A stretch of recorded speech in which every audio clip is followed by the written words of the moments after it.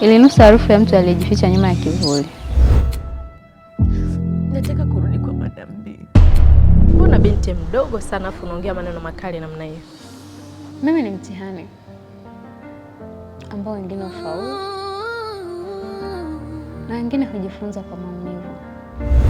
Kuna aina ya upendo ambao unaishi gizani vizuri sana kuliko mwangani. Yule sio uzuri tu, yaani anaujua mwili. Ni kama msanii anavyoweza kukitumia chombo chake. Nilikuwa nasikia tutetesi mtaani, lakini leo macho yangu yamejionea. Nakupenda sio kwa sababu ya sura yako.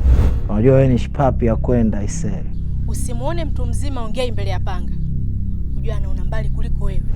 Sema ukweli Kamuzu. Umogopi Hivi unajua gharama na hatima inavyolipa? Nahisi ina kalamu yako haunitoshelezi kuandika kwa kina kurasa za kitabu changu. You are saying the absence is a form of protection.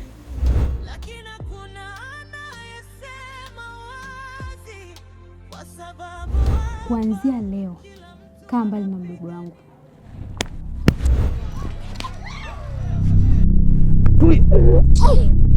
Najisikia kama uko hapa alafu mikono yako imenizunguka. Chacho! Wapi?